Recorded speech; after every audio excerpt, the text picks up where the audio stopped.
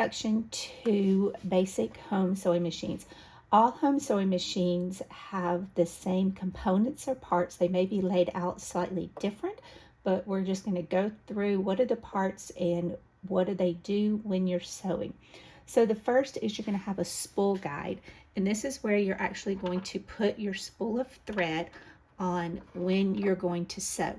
As you're putting that spool of thread on, many times your thread, when you open it up and take the thread open for the first time, will have a little nick where the thread was hooked through the spool. You always want to make sure that's on the back of your spool as you're putting it on, so that it doesn't catch on that nick when you're sewing and break your thread. Then you're going to have a spool cap. You're just going to slide that on the end, and that's going to hold your spool in place while you're sewing. Then on the top of the machine, you have 3 thread guides. These are just where you're going to loop thread through the machine, and it's going to hold your thread there as you're actually guiding it through. As you're threading, you have a metal hook inside, which is called your take-up lever. Your take-up lever is what actually controls your thread as you go up and down to make your stitches, so you need to make sure that you actually get your thread hooked through your take-up lever. You're also going to have a tension dial. Some machines have this automatic and you may not have this, but this is a dial where you actually turn and it's going to adjust the tension on the stitches as you're sewing. Many of them have an auto, and you can just leave it there and it should automatically set that tension. But the thicker your fabric, the less tension you're going to need on your stitches as you're sewing. The thinner and finer your fabric, the more stitches that your tension you're going to need on your stitches. Over here, this is your bobbin winder. So this is actually where you're going to wind your bobbin, which is your bottom thread, and this is your bobbin, and you're going to actually set it on here to actually wind that bobbin to create your thread for your bottom thread for sewing. On the side of your machine, you have a take-up lever. This is, you can turn it by hand, and as you turn it, it takes the needle up and down. Whenever you turn your take-up lever, you always want to turn it towards you, never away from you. If you turn it away from you, you can jam your sewing machine. You should also have a place to plug in your power cord and your foot pedal.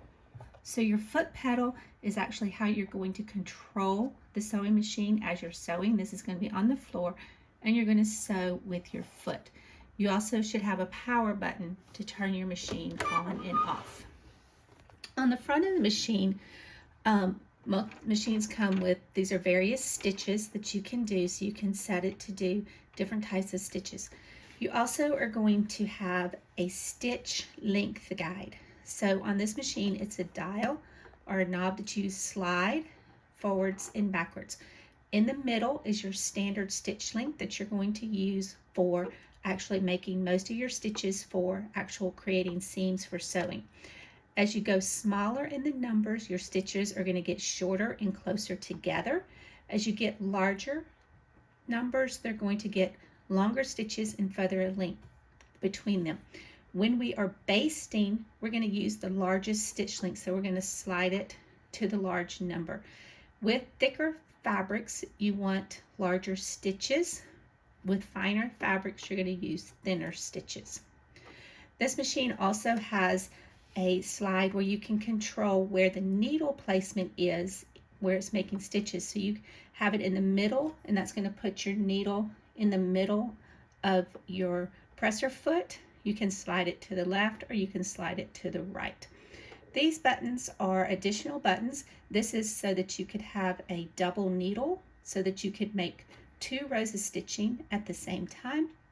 This one controls where your needle actually ends when you're actually stitching, so you can have it where the needle stays down in your fabric, or you can have it where the needle comes up away from your fabric.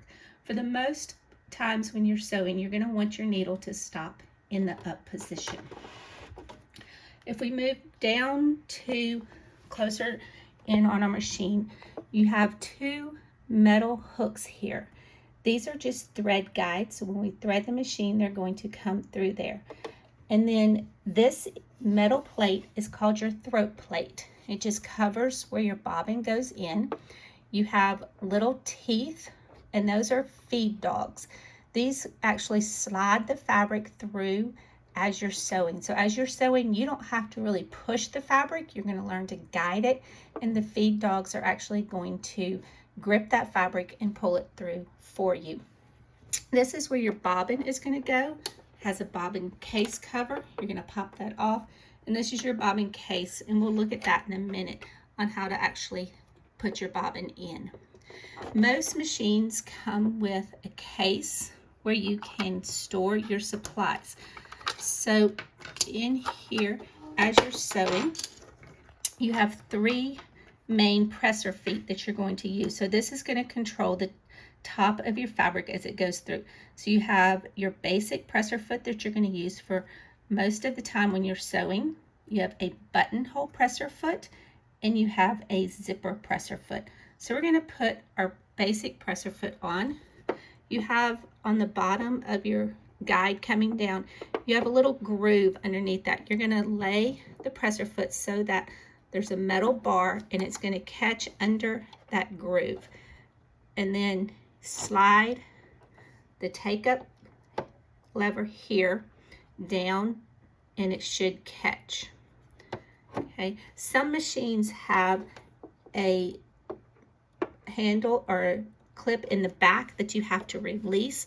So this one you actually have to hold the left up and lower the handle, and then your presser foot clips on there. To take it off, you just lift up on the lever in the back, and the presser foot falls off to take that up. So we're going to want to have that on, so we're going to grab it again and hold on to that. The other last part of this machine is it has what we call a free arm. So you can actually grab the machine and pull the edge off, and this creates a smaller area here where you can actually sew circles. So you can put a circle piece of fabric around the plate and then sew without actually having to catch that. So now we're ready to put a needle into our machine. To put a needle in our machines, we have special needles that are for sewing machines.